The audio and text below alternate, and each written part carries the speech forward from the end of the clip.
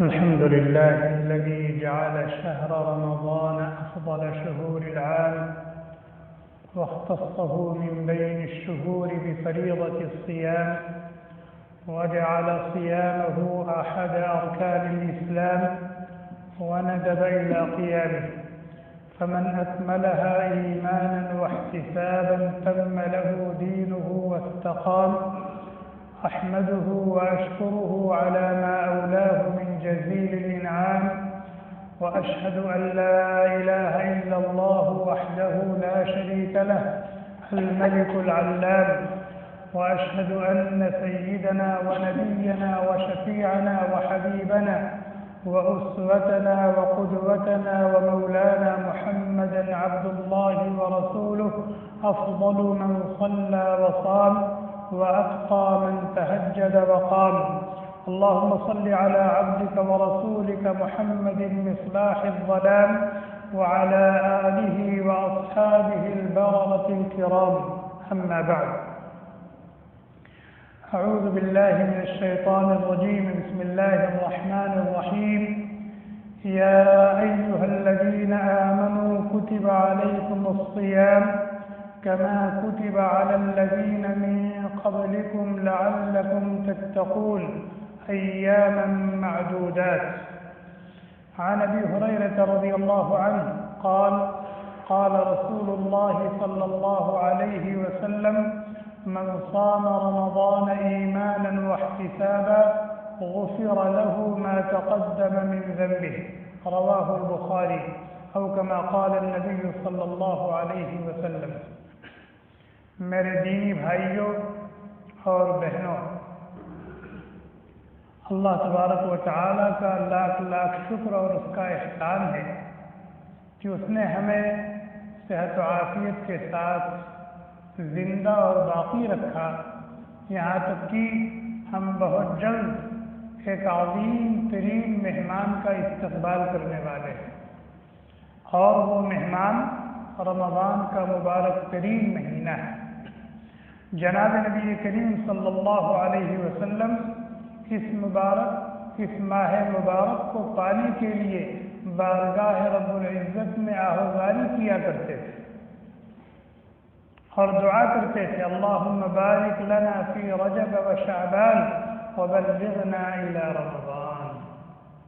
اندازہ لگائیں کتنا عظیم مہمان ہے، کتنا مبارک مہینہ ہے.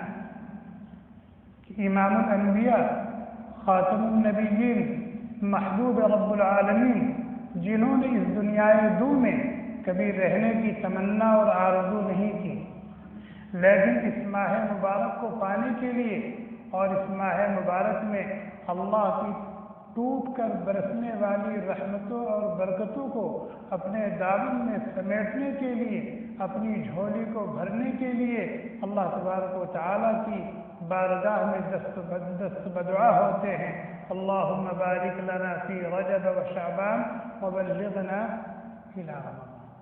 اگر ہم نے اپنے حبیب کی سنت پر ابھی تک عمل نہیں کیا ہے تو ابھی چند دن ہیں.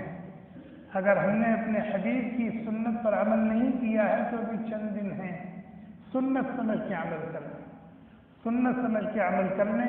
جب ہاتھ اٹھائیں اور اپنے خالق و مالک کو اپنا دکھڑا سنائیں، اپنی حاجات اور ضروریات کو ان کے سامنے رکھیں، تو اس وقت ایک دعا کا اضافہ کر لیں: اللہم بارک لنا فی رجب و شعبان وبلغنا الی رمضان.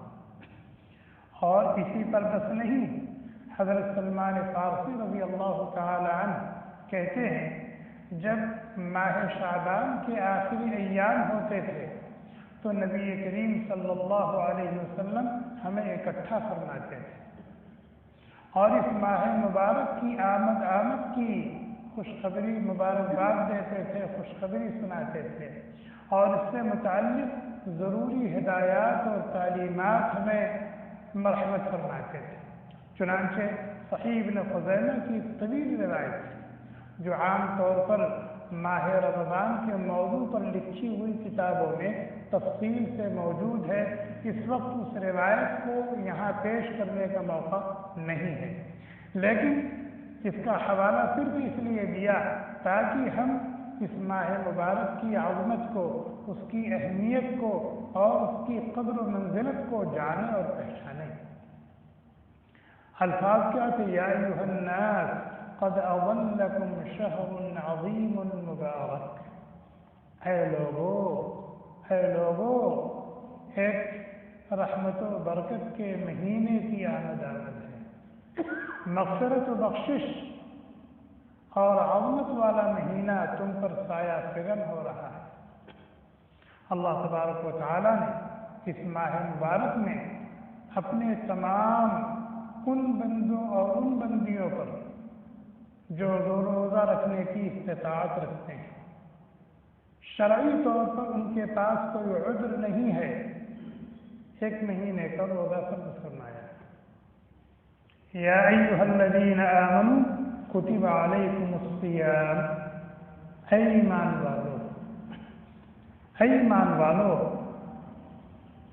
ان الفاظ سے اللہ تبارک و تعالی نے قرآن کریم میں جہاں بھی خطاب فرمایا ہے، اس سے وہ لوگ مراد ہیں جنہوں نے اپنے رب کو جان لیا اور مان لیا اور ان کی مان کر زندگی گزارنے کا عہد و پیمان کر لیا۔ یا ایھا الذین آمنوا، اے وہ لوگ جنہوں نے اپنے خالق و مالک، اپنے مولا و معبود کو جان لیا، اور صرف جانا نہیں، مان بھی لیا، اور اس کی مان کر زندگی گزارنے کا عہد و پیمان بھی کر لیا۔ یا ایھا الذین آمنوا کتب علیکم الصیام، تم پر روزے فرض کر دیے گئے جیسا کہ تم سے پہلی امتوں پر روزے فرض کیے گئے تھے۔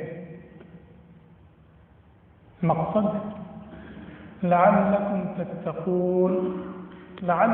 تتقون، تاکہ تم روزوں کی برکت سے رفتہ رفتہ متقی بن جاؤ، تاکہ تم روزوں کی برکت سے رفتہ رفتہ متقی بن جاؤ، اللہ کے ولی، اللہ کے دوست بن جاؤ۔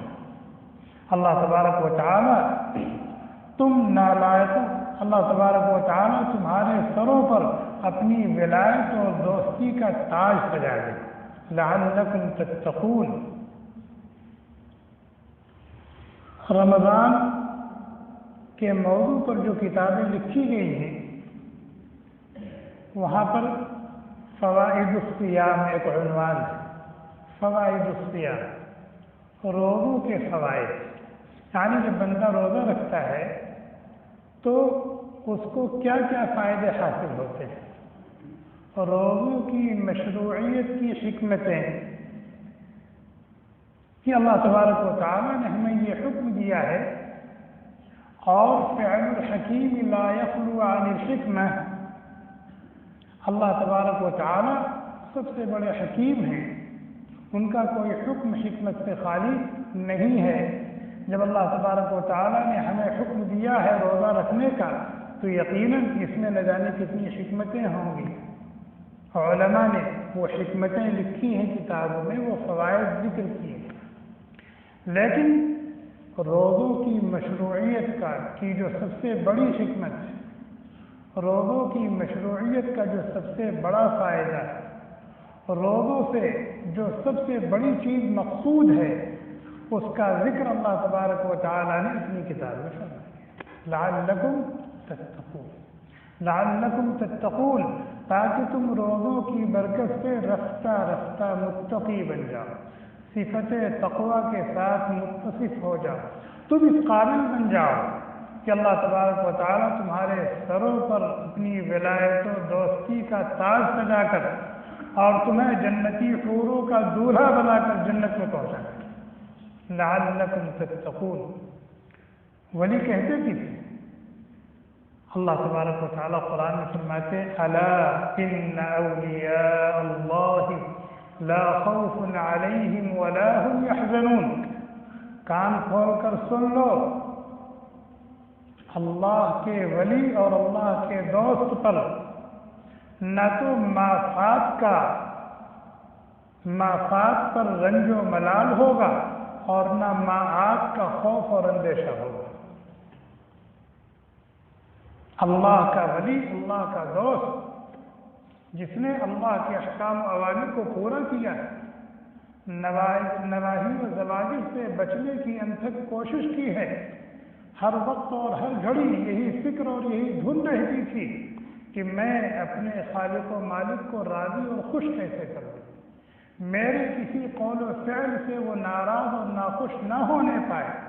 جب دنیا سے وہ جائے گا، بیوی چھوٹ رہی ہے، بچے چھوٹ رہے ہیں، ماں باپ چھوٹ رہے ہیں، بھائی بہن چھوٹ رہے ہیں، دوست احباب چھوٹ رہے ہیں، مکان چھوٹ رہا ہے، دکان چھوٹ رہی ہے، جائیداد پراپرٹی چھوٹ رہی ہے، غم ہوتا ہے، غم ہوتا ہے، رنج ہوتا ہے، ملال ہوتا ہے۔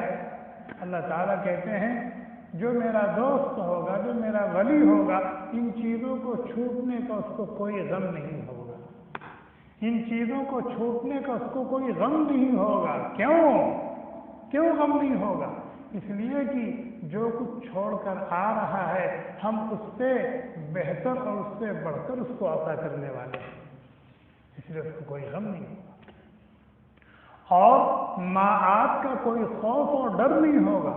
یعنی جہاں جا رہا ہے، نئی جگہ، وہاں سے کبھی سابقہ نہیں پڑا ہے، سارے مراحل، ساری منزلیں اس کے لیے اچھوتی ہیں، انجانی ہیں، اور جب ایسی جگہ آدمی جاتا ہے تو اندیشہ ہوتا ہے، ڈر ہوتا ہے، خوف ہوتا ہے۔ اللہ تبارک و تعالیٰ فرماتے ہیں کہ نہیں، اس کو کوئی ڈر نہیں ہوگا، اس کو کوئی اندیشہ نہیں ہوگا، اس کو کوئی خوف نہیں ہوگا۔ کیوں؟ من جانب اللہ، وہ ساری منزلیں آسان کر دی جائیں گی، سارے مراحل طے ہوتے جائیں گے۔ چنانچہ قرآن کریم میں فرمایا نحن اولیاؤکم فی الحیات الدنیا وفی الآخرہ۔ جب بندہ اس دنیا سے جاتا ہے تو فرشتے آتے ہیں اور اس سے کہتے ہیں نحن اولیاؤکم فی الحیات الدنیا وفی الآخرہ، ہم تمہارے رفیق ہیں، تمہارے دوست ہیں، تمہارے ساتھی ہیں، دنیا کی زندگی میں بھی تمہارے ساتھ رہے، تمہارے رفیق رہے، اور آنے والی زندگی میں بھی تمہارے ساتھ ہوں گے، تمہیں ہماری رفاقت حاصل ہوگی، پھر غم اور ڈر کس چیز کا؟ الا ان اولیاء اللہ لا خوف علیہم ولا هم يحزنون۔ یہ ہے کون اولیاء اللہ؟ الذین آمنوا، جو ایمان لے آئے، جو ایمان لے آئے، وَكَانُوا يَتَّقُونَ، اور ایمان کے تقاضوں پر عمل کرتے رہے۔ الذین آمنوا وَكَانُوا يَتَّقُونَ، اللہ کے ولی وہ ہیں جنہوں نے اپنے خالق و مالک سے اپنا رشتہ جوڑ لیا، اپنا تعلق قائم کر لیا، اور پھر اس تعلق اور اس رشتے کی لاج رکھی، اس تعلق اور اس رشتے کی لاج رکھی، اس کے تقاضوں پر عمل کرتے رہے، اللہ کے احکام و اوامر کو پورا کرتے رہے، نواہی و زواجر سے بچتے رہے۔ لہم البشریٰ فی الحیاۃ الدنیا وفی الآخرہ، لہم البشریٰ فی الحیاۃ الدنیا وفی الآخرہ، ایسے خوش نصیبوں کے لیے، ایسے خوش نصیبوں کے لیے خوشخبری ہی خوشخبری ہے، بشارت ہی بشارت ہے، دنیا میں بھی اور آخرت میں بھی۔ کس بات کی خوشخبری ہے؟ کس چیز کی بشارت ہے؟ اللہ کی رحمت کی بشارت ہے، اللہ کی رضا اور خوشنودی کی بشارت ہے، اللہ کی رحمت کے مظہر جنت و جنت کی نعمتوں کی بشارت ہے، اللہ کی رضا اور رضوان کی بشارت ہے، اللہ کے دیدار اس کی زیارت کی بشارت اور خوشخبری ہے۔ تو اللہ تبارک و تعالیٰ نے ہمارے اوپر روزے فرض فرمائے ہیں تاکہ وہ ہمیں اپنا ولی اور دوست بنا لیں، ہم تقوی اور صفت تقوی اور پرہیزگاری کی صفت سے متصف ہو جائیں۔ گویا کی یہ ایک مہینے کا روزہ، یہ تقوی اور پرہیزگاری کا کورس ہے، یہ ایک کورس ہے۔ دنیا میں لوگ کورس کرتے رہتے ہیں، دنیا میں لوگ کورس کرتے رہتے ہیں، اور کورس کے جو آداب ہیں، جب ان آداب کی رعایت کے ساتھ کورس کرتے ہیں تو اس کا فائدہ بھی ان کے سامنے آ جاتا ہے۔ ایک مثال دیکھیں کہ ایک شخص کو بخار آ گیا، وہ ڈاکٹر کے یہاں گیا علاج کے لیے، ڈاکٹر نے اس کو چیک کیا، اس کے مرض کی تشخیص کی، اور اس کو ایک کورس، ایک نسخہ تجویز کیا اور کہا کہ آپ 8 دن کا کورس کر لیں، آپ کے گلے میں انفیکشن ہے، ہم آپ کو یہ دوا دیں گے، یہ دوا دیں گے، آپ یہ 8 دن کا کورس کر لیں اور اس کورس کے درمیان آپ ٹھنڈا پانی نہیں پئیں گے، آپ یہ چیز نہیں کھائیں گے، آپ یہ چیز نہیں استعمال کریں گے اور دوا کو اس ترتیب پر استعمال کریں گے۔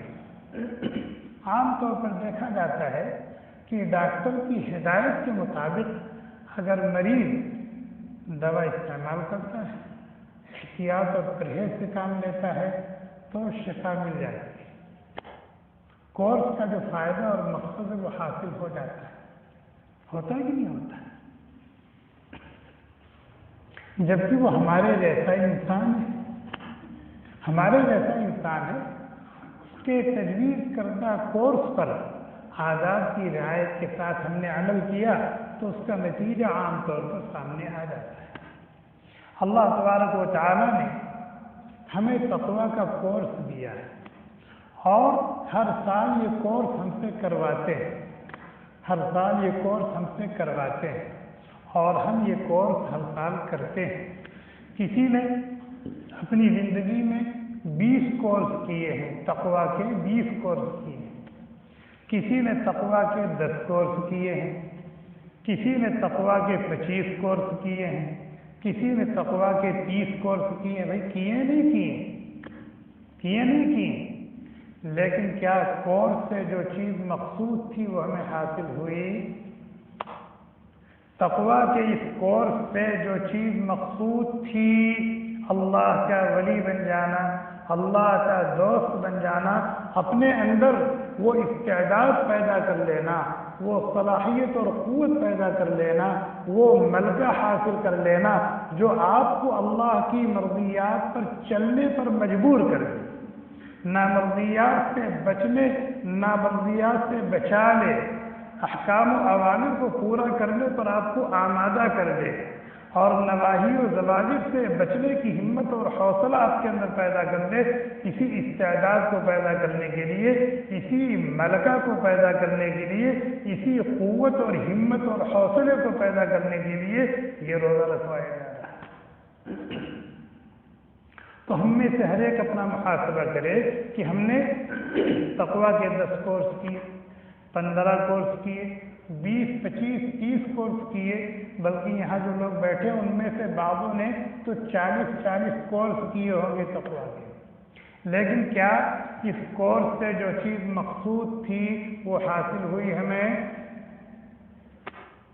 تقویٰ کا 10 کورس کرنے سے پہلے اگر ہم جھوٹ بولتے تھے تو 10 کورس کرنے کے بعد بھی ہم جھوٹ بول رہے ہیں، نہیں بول رہے۔ تقویٰ کا کورس کرنے سے پہلے اگر ہم بدنظری کے مرض میں مبتلا تھے تو یہ کورس پر کورس کرنے کے بعد آج بھی ہم اس بدنظری میں مبتلا ہیں۔ تقویٰ کا کورس کرنے سے پہلے اگر ہماری زبان غلط استعمال ہوتی تھی، غیبت کرتی تھی، چغلیاں کھاتی تھی، گالی گلوچ کرتی تھی، لعن طعن کرتی تھی، دوسروں پر الزام اور بہتان لگاتی تھی اور نہ جانے کتنے گناہ اس زبان سے ہم کرتے ہیں، تو کیا تقویٰ کا کورس کرنے کے بعد یہ زبان کچھ قابو میں آئی؟ یہ کورس کرنے سے پہلے ہم حقد و حسد کے مرض میں مبتلا تھے، کینہ کپٹ کی بیماری ہم کو لگی ہوئی تھی، حب جاہ و مال کے مریض تھے، تو تقویٰ کا کورس کرنے کے بعد کیا اس میں کچھ افاقہ ہوا؟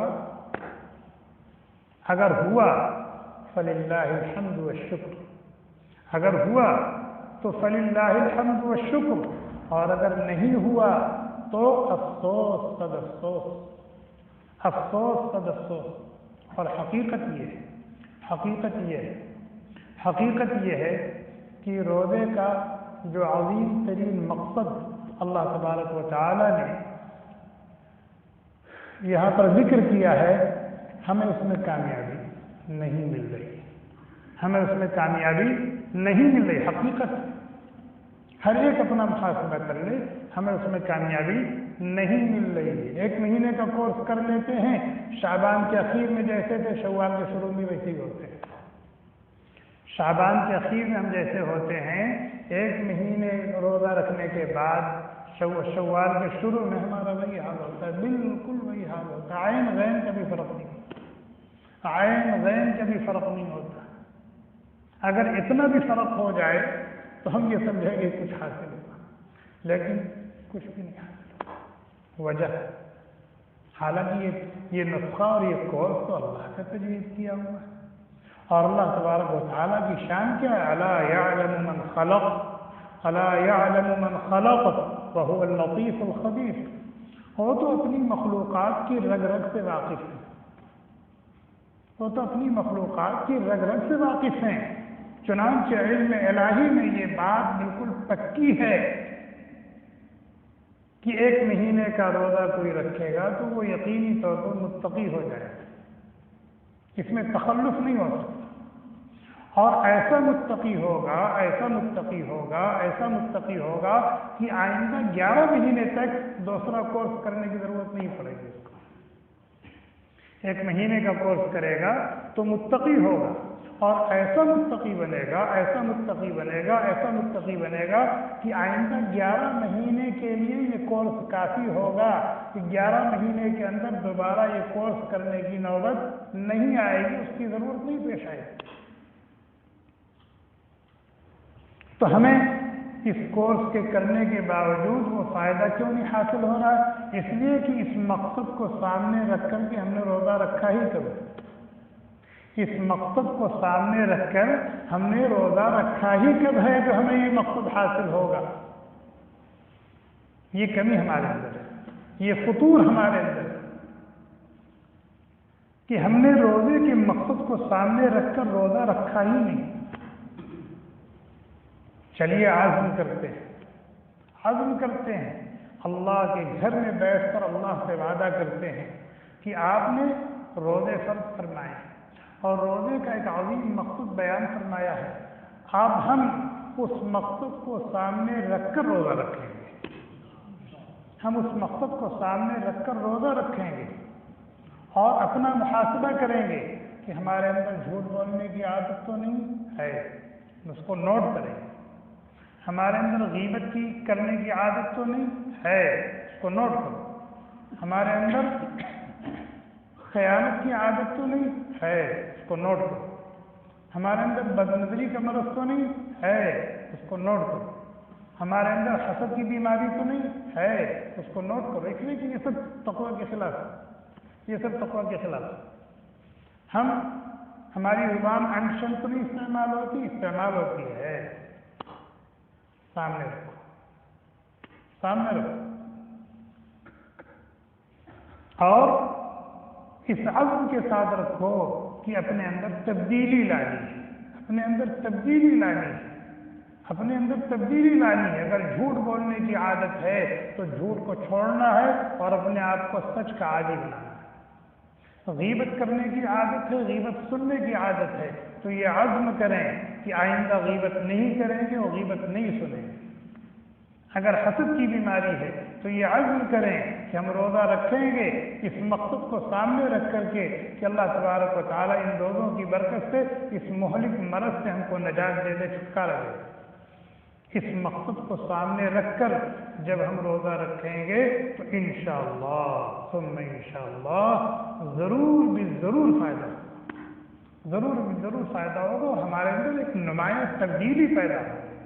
اور صرف تبدیلی نہیں، اگر ہم نے آداب کی مکمل طور پر رعایت کی، جو آداب واجبہ ہیں روزے کے اور جو آداب مستحبہ ہیں، ان دونوں آداب کی ہم نے رعایت کی تو صرف تبدیلی نہیں آئے گی، انقلاب آ جائے گا ہماری زندگی میں، انشاءاللہ انقلاب آ جائے گا۔ لیکن شرط یہ ہے کہ ہم اس مقصد کو سامنے رکھیں اور آداب صوم کی رعایت کے ساتھ روزہ، تو ہماری زندگی میں دیکھیں انقلاب آتا ہے نہیں آتا۔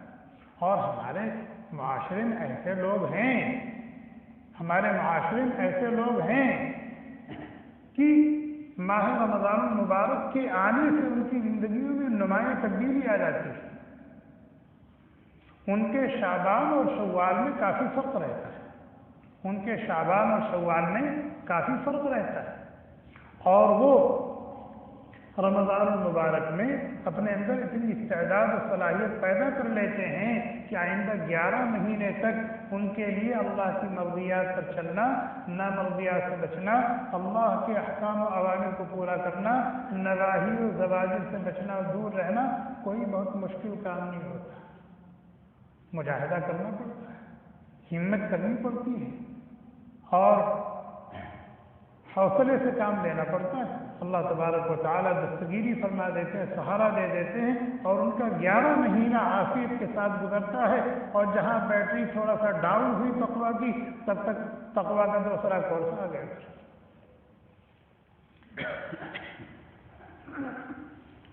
امام غزالی رحمۃ اللہ علیہ بہت بڑے عابد و زاہد، بہت بڑے حکیم اور فلسفی گزرے۔ ان کی ایک کتاب ہے احیاء علوم الدین، احیاء علوم الدین، بہت ہی معرفت الآراء کتاب، بہت ہی معرفت الآراء کتاب۔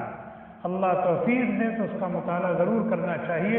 اصلاً وہ کتاب عربی میں ہے، لیکن اس کا ترجمہ دوسری زبانوں میں موجود ہے، پایا جاتا ہے۔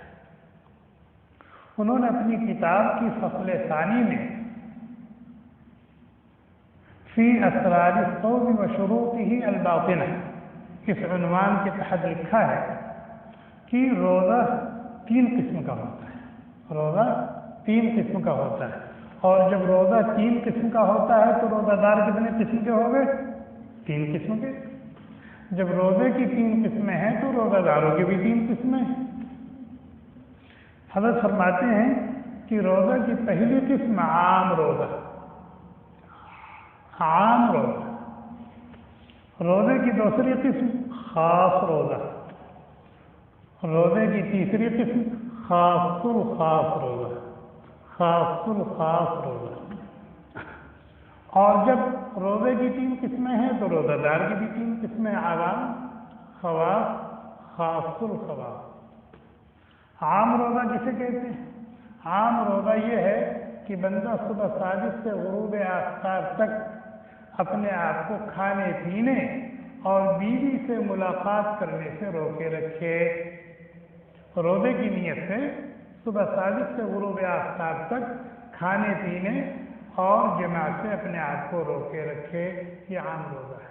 باقی اس کو نہ نماز سے متعلق، نماز سے تعلق ہے، نہ ذکر اور تلاوت کا اہتمام ہے، نہ نظر کی حفاظت ہے، نہ زبان کی حفاظت ہے، نہ کان کی حفاظت ہے، کچھ نہیں۔ بس معاشرہ چونکہ روزے سے ہے، معاشرہ چونکہ روزے سے ہے، معاشرہ چونکہ روزے سے ہے، رمضان کا مبارک مہینہ چل رہا ہے، اس لیے معاشرے کے ساتھ تو اس کو جینا ہے، معاشرے کے ساتھ اس کو جینا ہے۔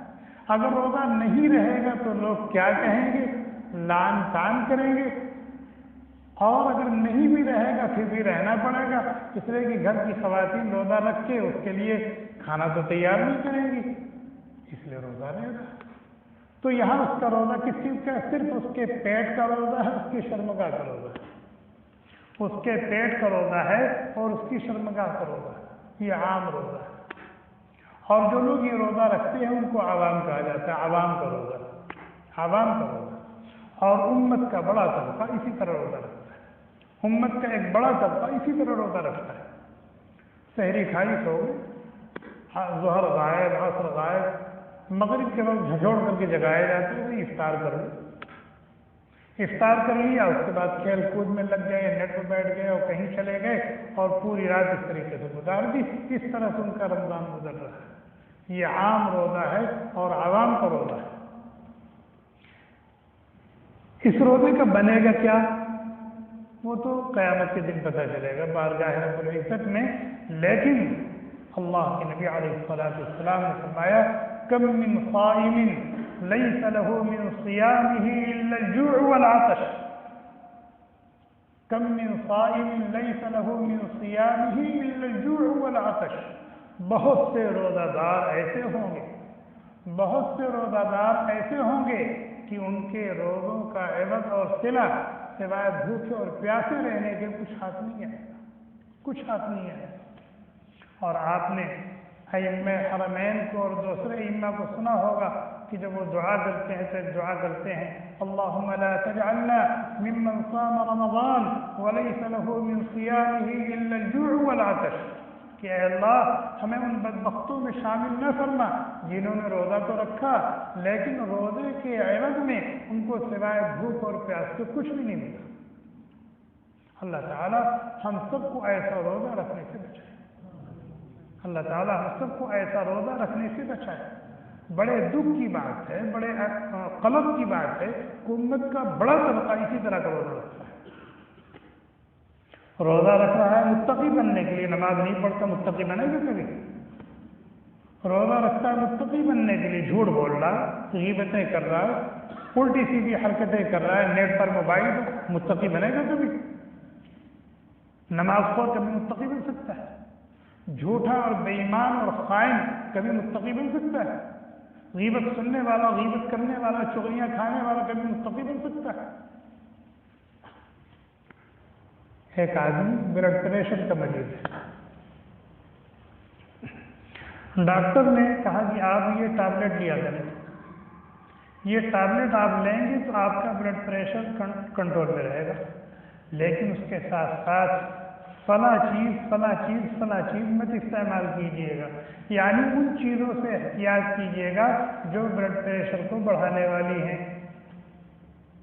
تو اس ٹیبلٹ کے اندر اللہ تبارک و تعالیٰ نے یہ تاثیر رکھی، اللہ نے رکھی، اس دوا کے اندر نہیں، اللہ نے رکھی ہے کہ اگر آدمی اس ٹیبلٹ کو استعمال کرے گا اور شوگر کو وہ بلڈ پریشر کو ہائی کرنے والی چیزوں سے پرہیز کرے گا تو وہ ٹیبلٹ کا فائدہ اس کو پہنچے گا، اس کا بلڈ پریشر کیا ہوگا؟ کنٹرول میں رہے گا۔ شوگر کا ایک ٹیبلٹ ہے، شوگر کا انجیکشن ہے، ایک آدمی شوگر کا انجیکشن لے رہا ہے، شوگر کا ٹیبلٹ رہا ہے، رسگلے پر رسگلے مارے جا رہے ہیں، تو اس انجیکشن کا کوئی فائدہ پہنچے گا اس کو؟ اس ٹیبلٹ میں کوئی فائدہ ہوگا اس کو؟ معلوم کیا ہوا کہ اس کا فائدہ حاصل کرنے کے لیے اس کی اپوزٹ جو چیزیں ہیں، اس کو بے اثر کرنے والی جو چیزیں ہیں، آدمی اس سے احتیاط بھی کرے۔ اسی طریقے سے ہم روزہ رکھ رہے ہیں متقی بننے کے لیے، اس روزے کو بے اثر کرنے والی جو چیزیں ہیں ان سے احتیاط کریں گے تب روزے کا فائدہ ہم کو حاصل ہوگا، اور اگر ہم روزے کو بے اثر کرنے والی چیزوں سے، روزے کو بے اثر کرنے والی چیزیں کیا؟ یہی ساری چیزیں، گناہ ظاہرہ اور گناہ باطنہ، گناہ ظاہرہ اور گناہ باطنہ، یہ روزے کو بے اثر کرنے والی چیز ہے، اعمال کو بے اثر کرنے والی چیز۔ اللہ تعالیٰ کہتے ہیں وَذَرُوا ظَاهِرَ الْإِثْمِ وَبَاطِنَهُ، چھوڑ دو ظاہری گناہوں کو بھی اور باطنی گناہوں کو بھی، گناہ ظاہرہ کو بھی چھوڑ دو، گناہ باطنہ کو بھی چھوڑ دو۔ گناہ ظاہرہ کیا ہے؟ گناہ ظاہرہ آدمی جھوٹ بولتا ہے، گالی گلوچ کرتا ہے، چغلیاں کھاتا ہے، غیبتیں کرتا ہے، غیبتیں سنتا ہے، زنا کرتا ہے، شراب پیتا ہے، جوا کھیلتا ہے، لوگوں کو ستاتا ہے، لوگوں پر ظلم کرتا ہے، چوری کرتا ہے، بے ایمانی کرتا ہے، خیانت کرتا ہے، یتیموں کا مال ناحق کھاتا ہے، یہ سب گناہ ظاہر ہے۔ گناہ باطنہ کیا ہے؟ حسد ہے، بغض ہے، عداوت ہے، حقد ہے، حب جاہ و مال ہے، عجب ہے، کبر ہے، یہ سب گناہ باطنہ ہے۔ اور اللہ تعالیٰ نے اپنے بندوں اور اپنے بندیوں کو حکم دیا وَذَرُوا ظَاهِرَ الْإِثْمِ وَبَاطِنَهُ، گناہ ظاہرہ کو بھی چھوڑ دو، گناہ باطنہ کو بھی۔ ہم احمق ہیں، ہمارے احمق ہونے میں کوئی شبہ ہے؟ ہمارے احمق ہونے میں کوئی شبہ ہے؟ کوئی شبہ نہیں۔ کیوں؟ کھانا ہمارے گھر میں معقولات و مشروبات سب حلال ہے، ہماری بیوی ہمارے لیے حلال ہے کہ نہیں؟ لیکن اللہ تبارک و تعالیٰ نے محدود وقت کے لیے اس سے روک دیا تو ہم رک گئے۔ محدود وقت کے لیے کہا میرے بندے، میری بندی، یہ چیز تمہارے لیے حلال ہے، یہ کھا سکتے ہو، پی سکتے ہو، تھوڑی دیر کے بعد کھاؤ گے، پیو گے، تمہارا شوہر، تمہارا سرتاج تمہارے لیے حلال ہے، تمہاری بیوی، تمہاری شریک زندگی تمہارے لیے حلال ہے، لیکن میری رضا کے لیے، میری رضا کے لیے اتنے بجے سے اتنے بجے تک ان کو رک گئے کہ نہیں رک گئے کہ جو چیز اصلاً حلال ہے، طیب ہے، پاکیزہ ہے، اس سے اللہ تعالیٰ نے وقتی طور پر روک دیا، منع کر دیا، ہم رک گئے۔ اور جو چیز سال کے 12 مہینے حرام ہے، قرآن میں اعلان ہو رہا ہے، حدیث میں اعلان ہو رہا ہے، اور ہم رکنے کا نام نہیں لے رہے، یہ حماقت نہیں تو اور کیا؟ یہ حماقت نہیں تو اور کیا؟ یہ غباوت نہیں تو اور کیا؟ اسی لیے میں نے کہا ہم لوگ احمق نہیں ہیں کہ حلال اور پاکیزہ چیزوں سے اللہ تبارک و تعالیٰ نے وقتی طور پر روک دیا تو ہم رک گئے، باز آ گئے۔ اور جو چیز اصلاً حرام ہے، سال کے 12 مہینے حرام ہے، اس کی حرمت پر قرآنی آیات ہیں، احادیث مبارکہ ہیں، لیکن ہم ان سے رکنے اور ان سے باز آنے کا نام نہیں لے رہے، تو یہ حماقت ہے، بیوقوفی ہے کہ نہیں؟ بہرحال ہم اللہ تبارک و تعالیٰ سے یہ وعدہ کریں کہ ہم روزہ رکھیں گے مقصد کو سامنے رکھ کر۔ بات رہ گئی، امام غزالی رحمۃ اللہ علیہ نے روزے کی کتنی قسمیں کی؟ 3 قسمیں۔ پہلی قسم تو ذکر ہوگی، دوسری قسم کیا ہے؟ فرمایا روزے کی دوسری قسم جس کو خاص روزہ کہا جاتا ہے، اور اس طرح سے روزہ رکھنے والے کو خواص کہا جاتا ہے، تو ان کے صرف پیٹ کا روزہ نہیں ہوتا، ان کی صرف شرمگاہ کا روزہ نہیں ہوتا، بلکہ ان کے پیٹ کا بھی روزہ ہوتا ہے، ان کی شرمگاہ کا بھی روزہ ہوتا ہے، ان کی آنکھ کا بھی روزہ ہوتا ہے، ان کے کان کا بھی روزہ ہوتا ہے، ان کی زبان کا بھی روزہ ہوتا ہے، ان کے ہاتھ کا بھی روزہ ہوتا ہے، ان کے پیر کا بھی روزہ ہوتا ہے۔ چنانچہ حضرت جابر رضی اللہ تعالیٰ صحابی کہتے ہیں اذا صمت فلیصم سمعک وبصرک وجوارحک، جب تم روزہ رکھو تو صرف تمہارے پیٹ اور تمہاری شرمگاہ کا روزہ نہ ہو، بلکہ تمہاری آنکھ کا بھی روزہ ہو، اور تمہارے زبان کا بھی روزہ ہو، اور تمہارے کان کا بھی روزہ ہو، تمہارے اعضاء و جوارح کا روزہ ہو، کہ جیسے تم کھا نہیں رہے ہو، پی نہیں رہے ہو، اور اپنی بیوی سے ملاقات نہیں کر رہے ہو، اسی طریقے سے غلط چیز مت دیکھو، غلط بول مت بولو، غلط بات نہ سنو، غلط کام نہ کرو، غلط جگہ پہ نہ جاؤ، یہ بھی روزہ ہے، یہ بھی ایک روزہ ہے، اور یہ خاص روزہ ہے۔ اس طرح سے روزہ رکھنے والے امت میں بہت کم ہیں، اس طرح سے روزہ رکھنے والے امت میں بہت کم ہیں، بہت کم ہے۔ لیکن اگر اس طریقے سے روزہ رکھا جائے گا تو یقین کامل کے ساتھ کہا جا سکتا ہے کہ 100% مقصد میں کامیابی حاصل، 100% مقصد میں کامیابی حاصل۔ اور ایک ہے خاص الخاص روزہ، اور خاص الخاص روزہ کیا ہے؟ کہ پیٹ کا بھی روزہ ہے، شرمگاہ کا بھی روزہ ہے، اور اعضاء و جوارح کا بھی روزہ ہے، اس کے ساتھ ساتھ دل اور دماغ کا بھی روزہ ہے۔ خاص روزہ کیا ہے؟ بد نظری کا تقاضا ہو رہا ہے لیکن غض بصر سے کام لے رہا ہے، غلط بات سننے کا تقاضا ہو رہا ہے لیکن اپنے آپ کو بچا رہا ہے، تقاضا ہو رہا ہے لیکن اپنے آپ کو بچا رہا ہے، غلط بولنے کا تقاضا ہو رہا ہے لیکن اپنے آپ کو بچا رہا ہے، غلط کام کرنے کا تقاضا ہو رہا ہے لیکن اپنے آپ کو بچا رہا ہے، یعنی صفت تقویٰ سے اپنے آپ کو متصف کرنے کی کوشش میں لگا ہوا۔ اور خاص الخاص روزہ کیا ہے؟ خاص الخاص روزہ یہ ہے کہ اس کے دل کا بھی روزہ ہو، اس کے دماغ کا بھی روزہ ہو، اس کے دل کا بھی روزہ ہو، اس کے دماغ کا بھی روزہ ہو، اپنے دل اور اپنے دماغ کو گندے خیالات سے بھی بچائے، اپنے دل اور دماغ کو گندے خیالات سے بھی بچائے، اور اللہ کے ہر غیر سے اپنی توجہ کو ہٹا کر صرف اللہ کی طرف متوجہ رہے، اللہ کے ہر غیر سے اپنی توجہ کو ہٹا کر کے ہمیشہ اللہ کی طرف متوجہ رہے، یہ ہے خاص الخاص روزہ۔ اور اس طرح سے روزہ رکھنے والے کیا کہلاتے ہیں؟ خاص الخواص۔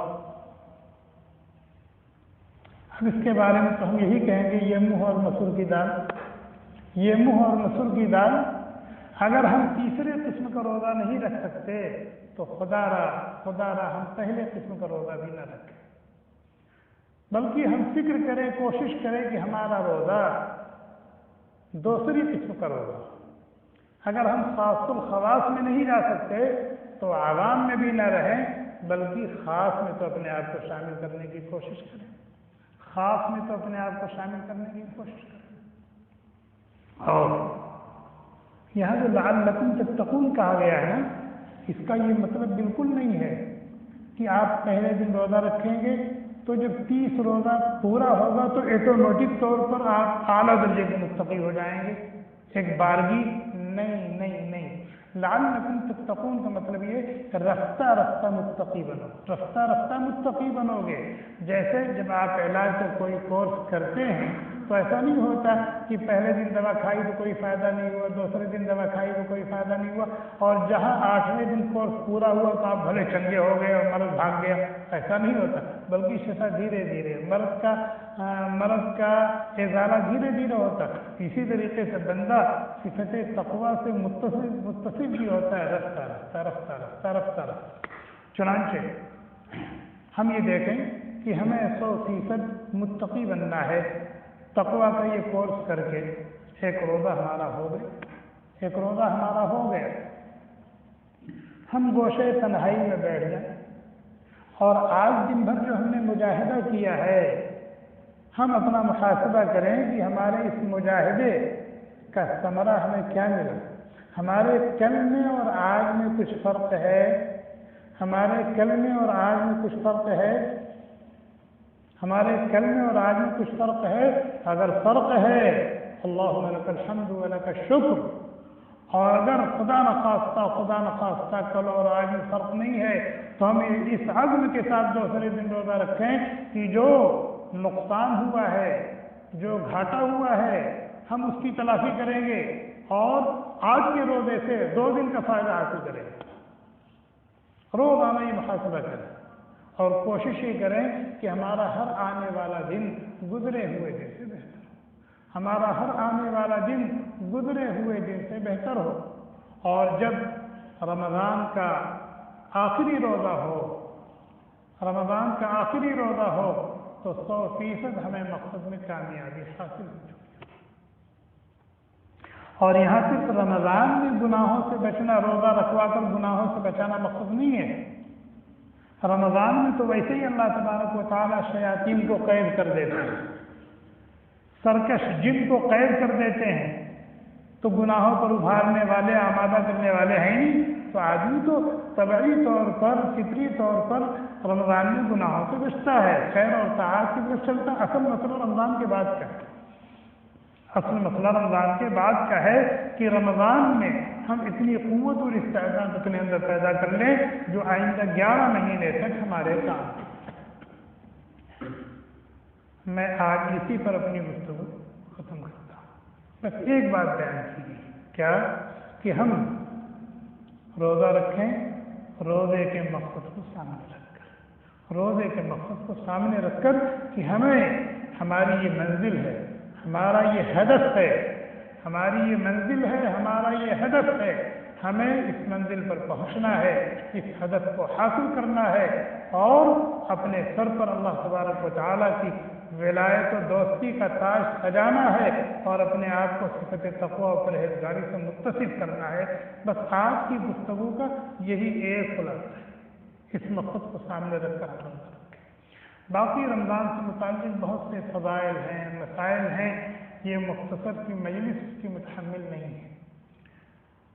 باقی اگر کسی ساتھی کو رمضان سے متعلق کوئی مسئلہ وغیرہ پوچھنا ہو تو 5-10 منٹ کے اندر پوچھ لیں، یا پھر میرا نمبر لے لیں، رمضان میں کبھی ضرورت پڑے گی تو رابطہ کر لیجیے گا، واٹس ایپ پر رابطہ کر لیجیے گا، فون کر لیجیے گا۔ اللہ تعالیٰ ہم سب کو کہنے سننے سے زیادہ عمل کرنے کی توفیق عطا فرمائے، ہمارے اس میں بیٹھنے کو قبول فرمائے، اپنی رضا اور خوشنودی کا ذریعہ بنائے، ہم سب کے لیے ذریعہ نجات و ذخیرہ آخرت بنائے، کائنات کے ذرے ذرے کے لیے باعث خیر و برکت بنائے۔ جو باتیں کہی گئی، سنی گئی، کہنے والا بھی محتاج ہے، سننے والے بھی محتاج ہیں۔ اللہ تعالیٰ ان باتوں کو سمجھنے کی اور دل کی گہرائیوں میں اتارنے کی اور ان کی روشنی میں اللہ تبارک و تعالیٰ کے ہر حکم کو بجا لانے کی، پورا کرنے کی توفیق عطا فرمائے۔ اللہ تعالیٰ اپنے فضل و کرم سے ہم سب کے تمام چھوٹے بڑے گناہوں کو معاف فرما دے۔ رمضان کے مبارک مہینہ، رمضان کا مبارک مہینہ بہت قریب آ چکا ہے۔ اللہ تبارک و تعالیٰ ہم سب کو صحت و عافیت کے ساتھ، توفیق حسن عمل کے ساتھ زندہ رکھیں، اور رمضان کا مبارک مہینہ محض اپنے فضل و کرم سے ہم سب کو عطا فرما دے۔ اس ماہ مبارک کے ایک ایک لمحے کی قدر کرنے کی توفیق عطا فرمائیں۔ اس ماہ مبارک میں ٹوٹ کر برسنے والی اللہ کی رحمتوں اور برکتوں کو سمیٹنے اور اپنی جھولی کو بھر لینے کی ہمت اور توفیق عطا فرمائیں۔ جب رمضان کا مبارک مہینہ ہم سے رخصت ہو تو ہماری مغفرت ہو چکی ہو، ہم رحمت خداوندی کا مستحق بن چکے ہوں اور جہنم سے آزاد ہو چکے ہوں۔ اللہ تبارک و تعالیٰ روزے کا جو مقصد ہے اس مقصد کو سامنے رکھ کر ہم سب کو اپنے اس حکم کو پورا کرنے کی توفیق عطا فرما۔ اس ماہ مبارک میں اللہ تبارک و تعالیٰ کے جو احکام و اوامر ہیں، ان احکام و اوامر کو، جو احکام و اوامر ہماری طرف متوجہ ہیں، ان کو پورے ذوق و شوق کے ساتھ، پوری ہمت اور حوصلے کے ساتھ، آداب کی رعایت کے ساتھ پورا کرنے کی، بجا لانے کی توفیق عطا فرمائیں۔ اور نے جو مانگا ہے اللہ تعالیٰ اپنے فضل سے وہ بھی عطا فرمائیں۔ جو نہیں مانگ سکے ہیں، ہماری ضرورت ہے، اللہ تعالیٰ اس سے واقف ہیں، وہ سب ہمیں عطا فرما دے۔ جناب نبی کریم صلی اللہ علیہ وسلم نے جتنے خیر مانگے ہیں ان میں ہمارا حصہ مقرر فرما دے، اور جتنے شرور سے پناہ چاہیے ہے، دنیا کی ہو آخرت کی ہو، اللہ تعالیٰ ان تمام شرور سے ہم سب کی حفاظت فرمائے۔ جس طرح اپنے اس پاک گھر میں ہم سب کو اکٹھا فرمایا ہے، محض اپنے فضل و کرم سے ہم سب کو اپنی رحمتوں کے مظہر جنت میں بھی اکٹھا فرما دے۔ جب تک دنیا میں رکھیں ایمان اور اعمال کے ساتھ رکھیں، جب دنیا سے لے جائیں خاتمہ بالخیر نصیب فرمائیں۔ ہماری دنیا بھی اچھی سے اچھی اور عمدہ سے عمدہ بنائیں، ہماری آخرت بھی اچھی سے اچھی اور عمدہ سے عمدہ بنائیں۔ ربنا تقبل منا انك انت السميع العليم وتب علينا يا مولانا انك انت التواب الرحيم۔ سبحان ربك رب العزة عما يصفون وسلام على المرسلين والحمد لله۔ Thanks for watching. Don't forget to like, comment, share and subscribe to Al Wahid channel.